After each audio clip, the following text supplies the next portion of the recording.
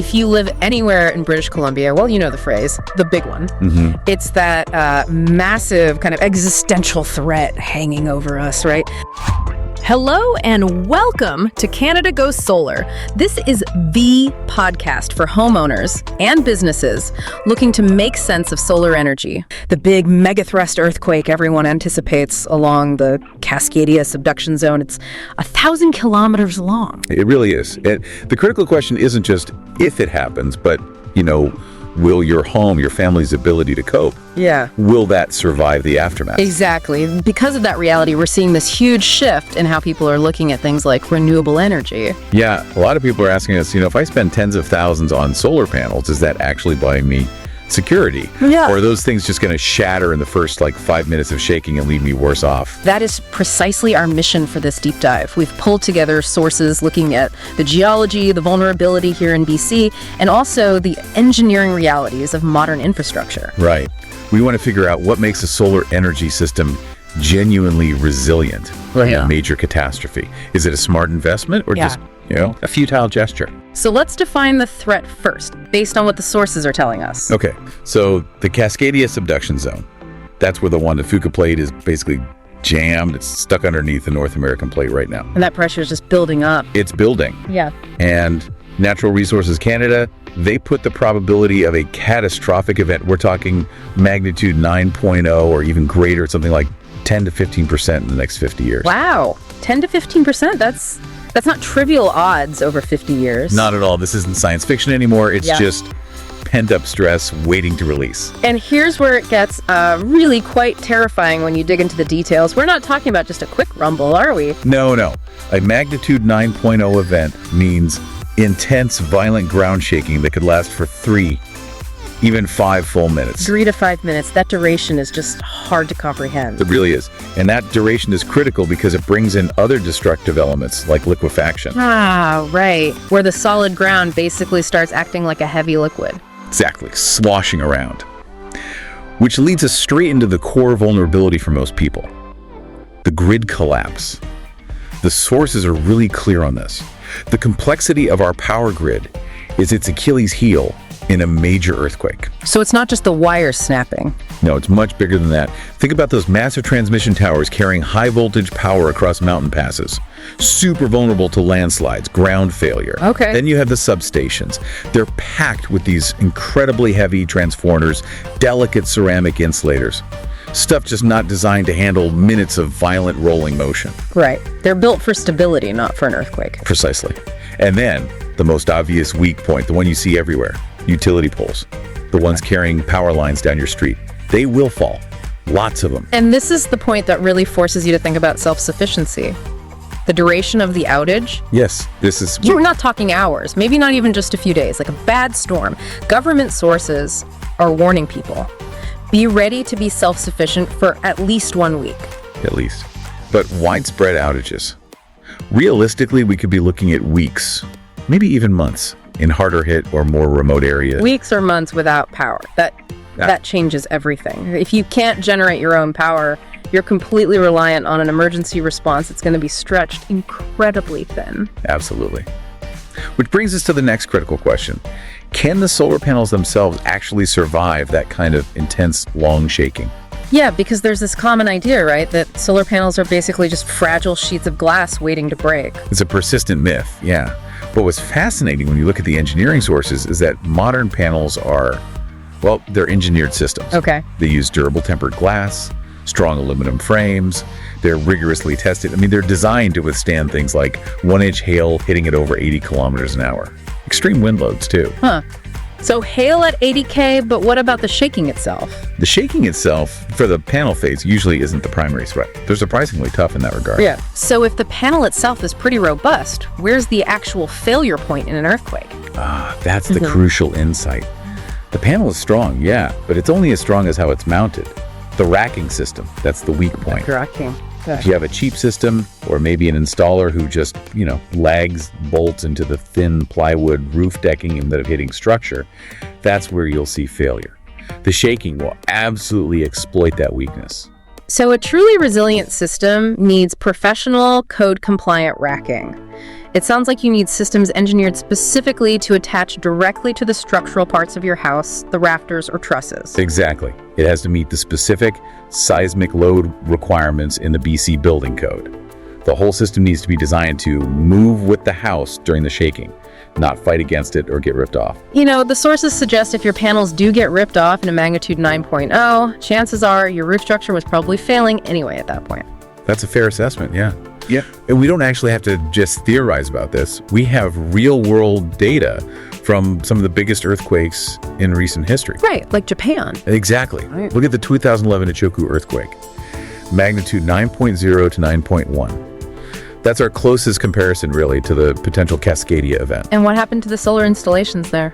Overwhelmingly, the rooftop system survived the intense shaking. Thanks for With tuning very in to little Canada damage. Goes Solar. The main talk to you cause again of panel soon. failure, But in the was meantime, massive 40-meter let's stay in tsunami touch. that followed. That's just a different category of destruction. Okay, so outside the tsunami zone, the panels held up to the shaking. Pretty much, yes. Yeah. But that outcome actually sets up the key learning point, doesn't it? Which is? If the panels survived the massive shaking in Japan, why didn't they provide power to the homes afterwards?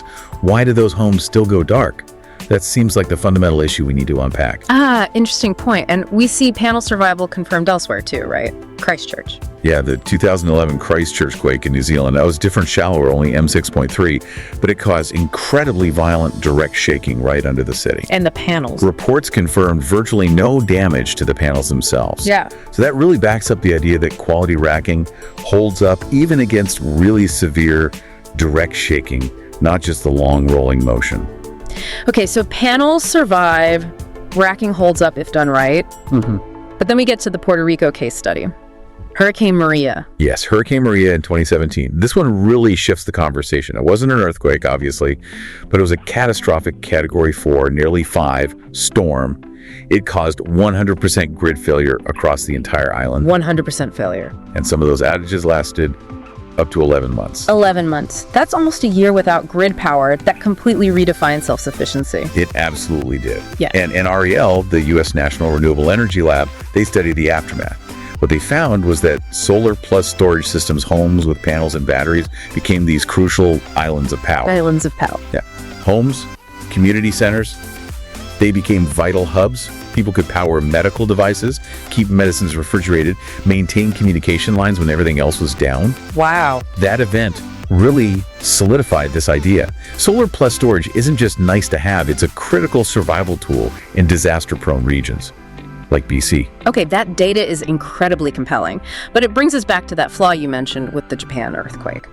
Panels survived, homes stayed dark. Why? What's the issue with standard solar? Right. So the problem lies with a mandatory safety feature called anti-islanding. Most solar systems people have installed are grid-tied. They're connected directly to BC Hydro, right? Okay. Anti-islanding is a feature legally required in the inverter that's the brain of the system. It must shut down the solar production instantly the moment it detects the grid has gone down. And why is that mandatory? There must be a good reason. Oh, absolutely vital reason. Utility worker safety. I've imagined line workers trying to repair down power lines. They have to assume those lines are dead, de-energized. If your solar system was still pushing power back onto those dead lines, even low voltage, it could be fatal for them, electrocution risk. So the shutdown is non-negotiable for safety. Okay, so here's the absolute critical takeaway for anyone listening. A standard grid-tied solar system, one with no battery backup, will give you precisely zero power during an earthquake-induced outage. That's it. Even if it's a perfectly sunny day, even if your panels are completely undamaged, zero power. It becomes an expensive roof ornament just when you need it most. So the solution then, the thing that actually provides resilience, is the battery. The home battery system, yes. That's the hero component for seismic resiliency. It enables what's called islanding. Islanding. Okay, how does that work? When the grid fails, an automatic transfer switch in the system instantly disconnects your home from the dead grid. It creates a safe island. Okay, isolates you. Exactly. Yeah. Then the battery seamlessly takes over, powering your essential circuits, fridge, lights, internet, whatever you've designated. And the solar panels. Once your home is safely islanded from the grid, the system tells the solar panels, okay, it's safe to turn back on now. They then start working to recharge the battery during the day. Ah, I see. So the panels keep the battery topped up. Right. Which means you can potentially have power for days or even weeks, depending on the sun and how much power you're using. Yeah. You've basically created your own personal microgrid. That's where it really hits home. I remember reading about one of your sources, someone here in BC, who went through a major windstorm outage with a solar and battery system. They said, yeah, the lights might flicker for a split second when the grid dropped, but then, bam, they were the only house on the block with the fridge running, internet on, phones charging, everything normal while the street was dark. That feeling of security, of control, of just being able to communicate when everything else has failed. Yeah. Yeah, sources say that's invaluable. Priceless, really. Okay, so if you're making this investment specifically for resilience against the big one, you need to really seismic proof the whole setup. You absolutely do. And the first step, we really can't stress this enough, is prioritizing that racking and the installation quality. Back to the racking. Back to the racking. You need top-tier systems engineered for high seismic loads here in BC. And critically, ensuring they're attached directly to the structural beams, the rafters or trusses of your roof, not just the sheathing. That sounds like it adds complexity, probably cost, compared to a standard install. Is that extra engineering and expense really justified for something with, say, 10-15% chance over 50 years? Well, that's the calculation, isn't it? You're shifting the reason for investment away from just saving, $50 a month on your hydro bill towards actual survival and security. It becomes a form of insurance. So finding the right expertise is critical. Non-negotiable. This isn't a DIY job. It's probably not one for your general contractor or the cheapest quote you find online. You need a certified BC solar installer, someone who deeply understands the local BC building code, the specific seismic requirements inside and out. Okay, so if you're getting quotes, here's the key question you absolutely must ask any potential installer. What is it? How do you account for seismic loading and the specific uplift requirements for my roof in your installation plan? Yes, that's the one. If they hesitate or can't give you a clear, confident, engineered answer based on your specific house and location, they're probably not the right fit for this kind of resilience-focused project. Couldn't agree more. A cheap install now is a massive risk later when a M9.0 is a possibility. And there's another step, often missed, right? Inside the house. Yes. The heavy components. Yeah. Your battery units, these things can weigh anywhere from 100 to 300 pounds, sometimes more. And the inverter, too.